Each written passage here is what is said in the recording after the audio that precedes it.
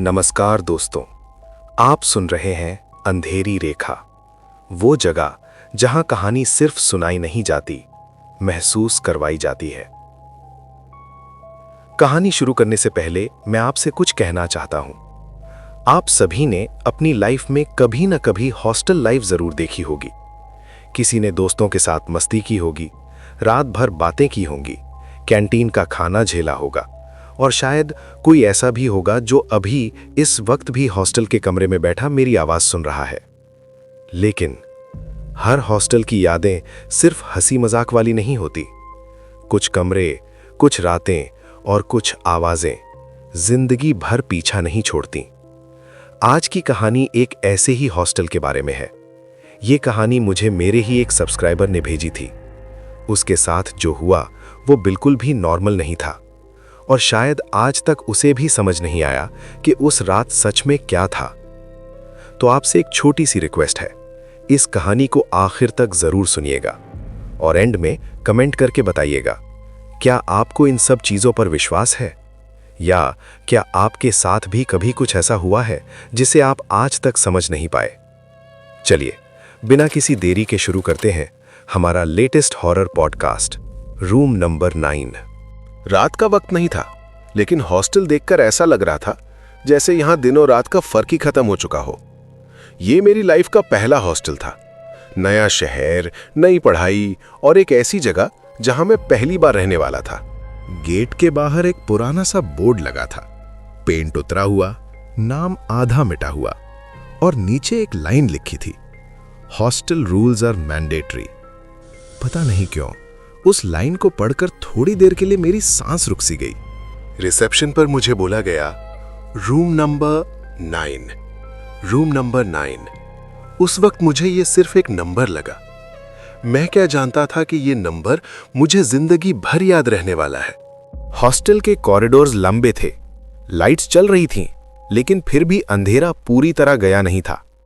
हर कदम पर फुटस्टेप्स की आवाज थोड़ी ज्यादा तेज लग रही थी, जैसे कोई मेरे पीछे चल रहा हो। मैं रुका, पीछे देखा, कोई नहीं था। मैंने खुद को समझाया, फर्स्ट डे है, नर्वस है तू, और चल पड़ा। रूम नंबर 9 का दरवाजा बाकी कमरों से थोड़ा अलग था। उस पर लगा नंबर थोड़ा टेढ़ा था, जैसे किसी ने गुस्से में ठोक कर लगा दिया हो। दरवाजा खोला, अंदर एक लड़का बैठा था। सिंपल कपड़े, सीधा सा चेहरा, आंखों में थोड़ी सी डर, थोड़ी सी मासूमियत। उसने मुझे देखा और हल्की सी स्माइल की। तुम नए हो ना? उसकी आवाज बिल्कुल धीमी थी। हाँ, मैंने बैग नीचे रखते हुए बोला। मैं यहीं रहता हूं, इसी रूम में। उस वक्त मुझे अजीब नहीं लगा, हॉस्टल है, रूममेट तो होगा ही। हम बात करने लगे, नाम, कोर्स, शहर, सब नॉर्मल। वो लड़का सच में अच्छा था, ज्यादा बोलता नहीं, लेकिन सुनता पूरी ध्यान से था। मुझे लगा अच्छा है, दोस्त बन जाएगा। शाम होने लगी। हॉस्टल धीरे धीरे आवाजों से भर गया। लड़के हंस रहे थे, कोई कॉरिडोर में भाग रहा था, कोई गाने चला रहा था। लेकिन रूम नंबर 9, यहां आवाज कम ही आती थी। उस लड़के का चेहरा शाम के साथ साथ थोड़ा उदास होता जा रहा था। मैंने पूछा, सब ठीक है? उसने पहले मना किया, फिर थोड़ी देर बाद हल्के से बोला, सीनियर्स थोड़ा परेशान करते हैं। रैगिंग? मैंने नॉर्मल टोन में पूछा। उसने सिर्फ हां में सर हिला दिया। मैंने उसे समझाया, इग्नोर करो, ज्यादा हुआ तो कंप्लेंट कर देना। वो बस मुस्कुरा दिया, लेकिन उस मुस्कुराहट में खुशी नहीं थी, जैसे कोई रोज हार मान चुका हो। रात को मुझे घर जाना था, कुछ पर्सनल काम था। निकलते वक्त मैंने उससे बोला, कल मिलते हैं। उसने सर हिलाया, और जब मैं दरवाजे तक पहुंचा तो उसने पीछे से कहा, जल्दी आ जाना। उसकी आवाज थोड़ी कांप रही थी। मैंने मुड़कर देखा, वो बेड पर बैठा था, सर झुकाए हुए। पता नहीं क्यों दिल में एक अजीब सा बोझ महसूस हुआ। कुछ दिन बाद मैं हॉस्टल वापस आया। शाम का वक्त था। गेट पर एक गार्ड बैठा था, बूढ़ा सा, चेहरा थका हुआ, आंखों के नीचे गहरी लाइंस। रजिस्टर में नाम लिखते हुए उसने पूछा, कौन सा रूम? Room number 9। उसकी पेन एक सेकंड के लिए रुक गई। उसने मेरी तरफ देखा। उस नजर में सिर्फ सवाल नहीं था, डर था। बेटा, वो धीरे से बोला, संभाल के रहना। मैंने सोचा शायद सीनियर हॉस्टल होगा, इसलिए डरा रहा है। मैं बिना कुछ बोले अंदर चला गया। लेकिन एक चीज बहुत अजीब थी। हॉस्टल नॉर्मली इस टाइम तक शोर से भरा होता था। आज लगभग सब कमरे बंद थे। कोई कॉरिडोर में नहीं, कोई हंसी नहीं, कोई आवाज नहीं। जैसे सब लोग एक साथ अंदर छुप गए हों। मेरा दिल थोड़ा तेज धड़कने लगा। रूम नंबर 9 के पास पहुंचा। दरवाजा आधा खुला था। अंदर से लाइट जल रही थी। मैंने धीरे से दरवाजा धक्का दिया। रूम बिल्कुल वैसा ही था, लेकिन मेरा दोस्त बेड पर लेटा हुआ था, पीठ मेरी तरफ। मैं आ गया, मैंने बोला। कोई जवाब नहीं। अरे, मैंने थोड़ा जोर से कहा। वो हिला भी नहीं। मैंने सोचा शायद सो रहा है। मैं चुपचाप अपने बेड पर लेट गया। रूम में एक अजीब सी स्मेल थी, जैसे पुरानी दीवार या बंद कमरे की।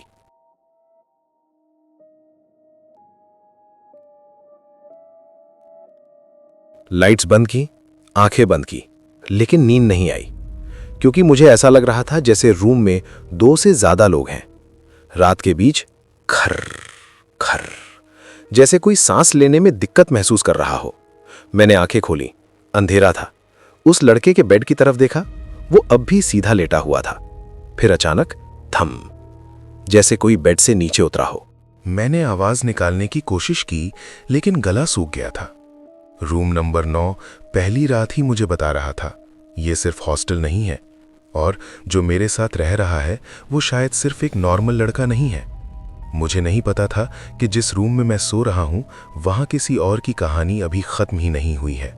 मैंने आवाज निकालने की कोशिश की, लेकिन गला सूख गया था।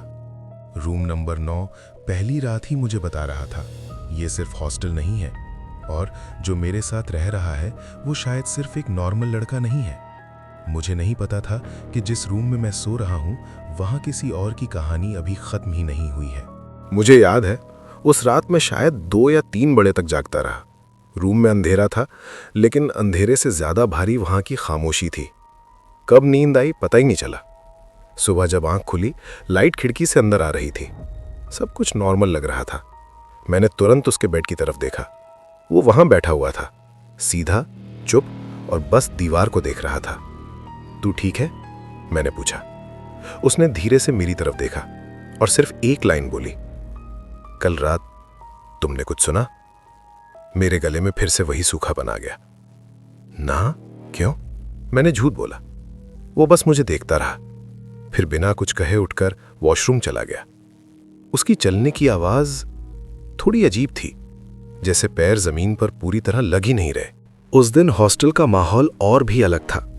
कॉरिडोर में लोग थे, लेकिन सब धीरे बोल रहे थे, जैसे किसी ने रूल बना दिया हो, ज्यादा आवाज नहीं।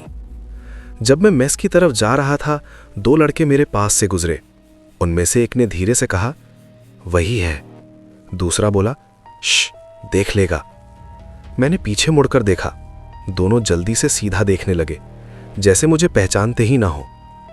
मेस में बैठकर खाना खा रहा था, पर नजर बार बार रूममेट पर जा रही थी। वो सामने कॉर्नर टेबल पर अकेला बैठा था। प्लेट में खाना था, लेकिन वो खा नहीं रहा था, बस स्पून से खाने को इधर उधर घुमा रहा था।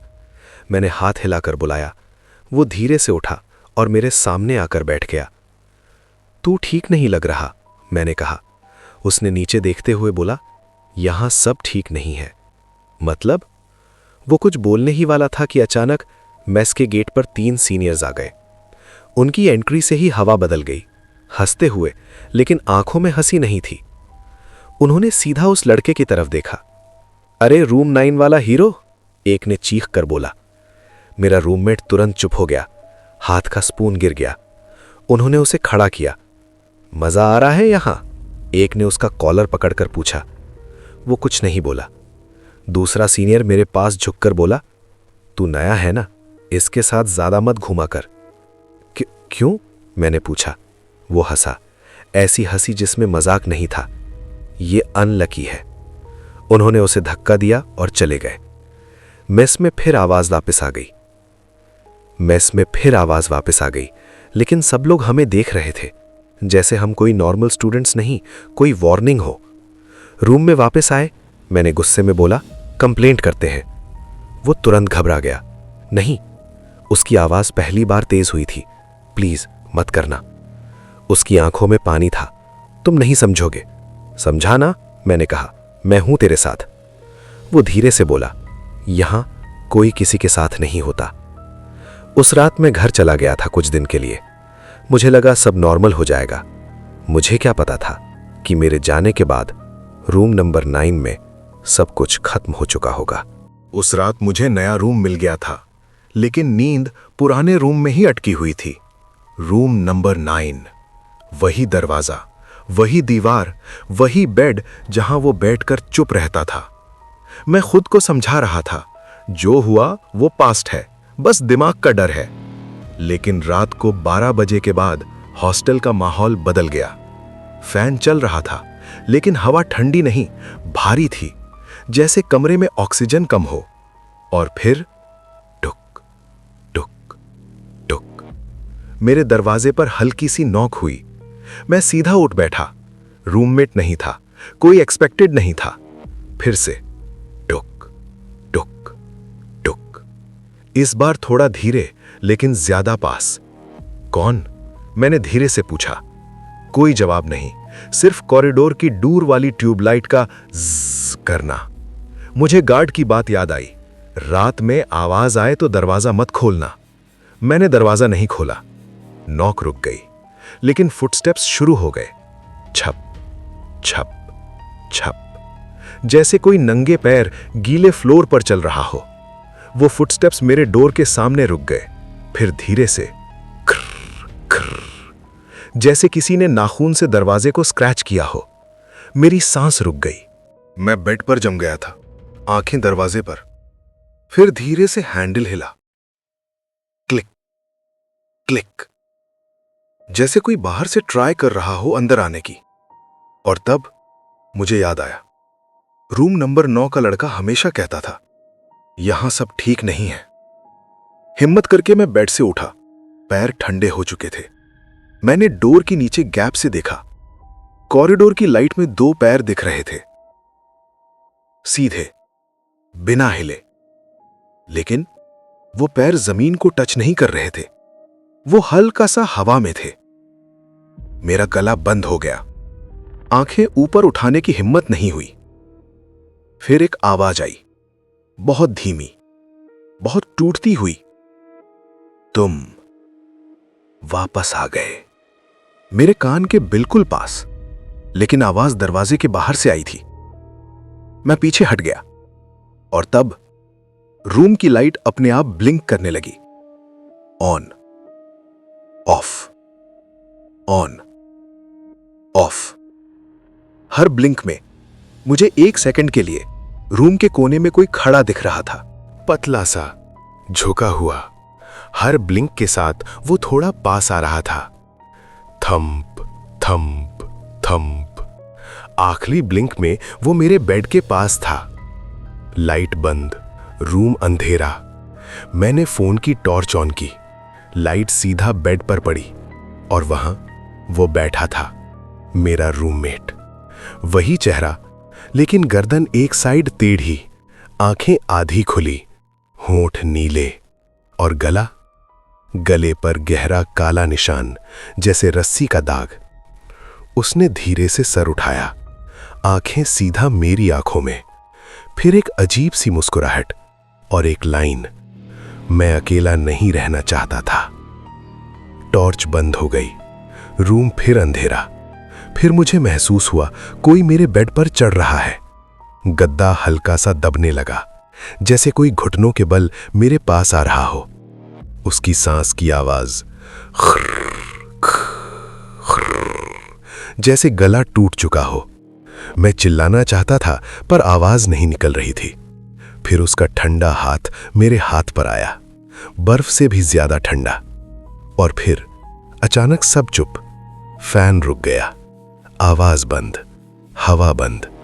सिर्फ एक लाइन मेरे कान के बिल्कुल पास, उन्होंने मुझे लटकाया नहीं, मुझे मजबूर किया था। सुबह जब आंख खुली, मैं फ्लोर पर पड़ा था। डोर खुला हुआ, रूम खाली, लेकिन मेरे हाथ पर उंगलियों के नीले निशान थे, जैसे किसी ने जोर से पकड़ा हो। और मुझे तब समझ आया, वो मुझे डराना नहीं चाहता था, वो मुझे सच बताना चाहता था। रूम नंबर 9 का भूत बदला नहीं चाहता था, वो गवाह चाहता था। उस सुबह के बाद मैं नॉर्मल नहीं रहा। क्लास में बैठा होता, पर आंखों के सामने वही चेहरा, नीली आंखें, टेढ़ी गर्दन, गले का दाग। लेकिन सबसे ज्यादा एक लाइन दिमाग में गूंज रही थी, मैं अकेला नहीं रहना चाहता था। और दूसरी, मुझे मजबूर किया था। मैंने सीनियर्स के बारे में पूछना शुरू किया। हॉस्टल में कोई सीधा जवाब नहीं दे रहा था, सब बचकर निकल जाते। लेकिन एक लड़का, फर्स्ट ईयर का ही, रात को वॉशरूम के पास मिला। वो धीरे से बोला, रूम 9 वाला केस सुसाइड नहीं था। मेरा दिल जोर से धड़का। फिर रैगिंग नहीं, टॉर्चर था। 3 सीनियर्स थे, रोज उसको रात में ले जाते थे टेरेस पर, वीडियो बनाते, मारते, लटकाते, फिर उतार देते। मेरे पैर से जमीन खिसक गई। लास्ट रात वो टूट गया। उस रात हॉस्टल में हवा अलग थी। बहुत तेज हवा चल रही थी, लेकिन पेड़ हिल नहीं रहे थे, जैसे हवा जमीन पर नहीं अंदर चल रही हो। रात के करीब 1 बजे सडनली कॉरिडोर में भाग दौड़ की आवाज आई। दरवाजे खुलने बंद होने लगे। किसी ने चीख कर बोला, टेरेस पे मत जाओ। मेरा दिल सुन्नक गया। मैं डर के बावजूद कॉरिडोर तक गया। ऊपर से आवाज आ रही थी, कोई जोर जोर से रो रहा था, कोई माफी मांग रहा था। मैं धीरे धीरे टेरेस की सीढ़ियों तक पहुंचा। वहां गार्ड खड़ा था, कांप रहा था। मत जाओ, उसने कहा। लेकिन तभी ऊपर से एक आवाज आई, वही आवाज, टूटी हुई, घुटती हुई, तुम लोग भी अकेला नहीं जाओगे। फिर धड़ाम, जैसे कोई भारी चीज जमीन पर गिरी हो। लोग टेरेस की तरफ भागे। मैं भी भीड़ के साथ ऊपर पहुंचा, और जो मैंने देखा वो आज तक किसी को बता नहीं पाया। 3 सीनियर्स जो उस लड़के को टॉर्चर करते थे, तीनों टेरेस के कोने में पड़े थे। उनके चेहरे पर ऐसा डर जैसे उन्होंने मौत को आते देखा हो। उनमें से एक के गले पर वैसा ही काला दाग था, जैसे किसी ने उसे रस्सी से खींच कर लटकाया हो, लेकिन वहां कोई रस्सी नहीं थी। दूसरा लड़का दीवार के पास पड़ा था। उसकी उंगलियां अपने ही गले को खुरच रही थीं, जैसे किसी अनजानी ताकत ने उसका गला दबा दिया हो। तीसरा सीधा आसमान की तरफ देख रहा था, आंखें इतनी खुली जैसे कुछ ऊपर देखकर जम गया हो।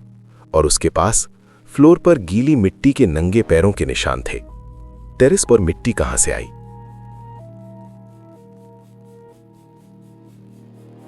पुलिस आई, एम्बुलेंस आई, रिपोर्ट में लिखा गया एक्सीडेंटल फॉल। लेकिन हॉस्टल में सब जानते थे ये फॉल नहीं था, ये बुलावा था। उस रात मैं अपने रूम में था, लाइट बंद, नींद गायब। तभी धीरे से मेरे बेड के पास हवा ठंडी हो गई। मैं समझ गया वो आ गया है। डर कम था, दर्द ज्यादा। मैंने धीरे से कहा, उन्हें मिल गया जो उन्होंने किया। रूम में खामोशी थी। फिर एक हल्की सी आवाज, जैसे कोई रोकर हल्का हो गया हो। मैंने आंखें बंद की, और पहली बार उसकी प्रेजेंस में मुझे डर नहीं लगा। फिर भी कहानी खत्म नहीं हुई थी, क्योंकि जाते जाते उसने एक और लाइन कही, एक और बाकी है। बदला बुहा नहीं हुआ था। रूम नंबर 9 अभी खाली नहीं होने वाला था। उस रात बारिश हो रही थी, बिजली चमक रही थी। हॉस्टल के सारे लड़के रूम्स में बंद थे।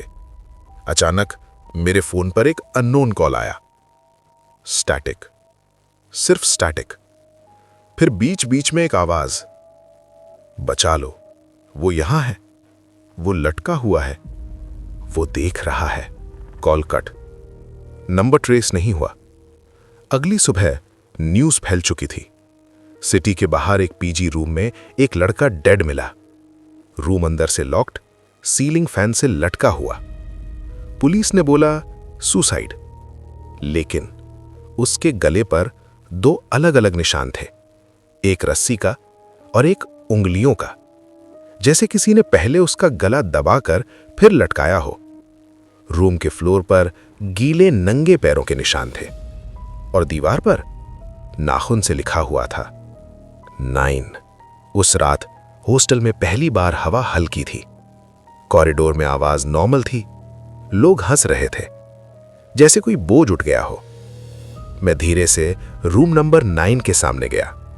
दरवाजा बंद था, लॉक लगा था, पर अंदर से एक हल्की सी थप थप की आवाज आई, जैसे कोई दीवार पर उंगली से हल्की टैपिंग कर रहा हो। Talk talk talk. मैंने आंखें बंद करके धीरे से बोला, अब तुम अकेला नहीं हो। आवाज रुक गई।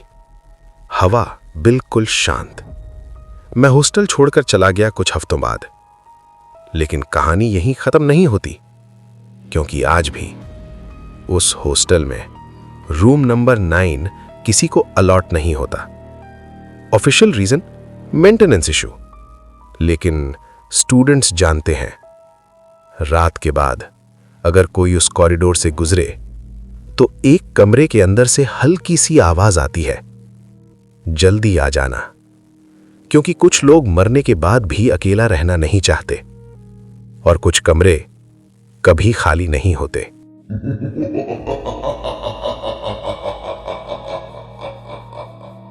अरे भाई रुको रुको, स्किप मत करो। अगर थक गए हो या डर गए हो तो थोड़ा सा हौसला दिखाओ। चैनल को लाइक, कमेंट और सब्सक्राइब करना मत भूलना, क्योंकि ये कहानी यहीं खत्म नहीं होती।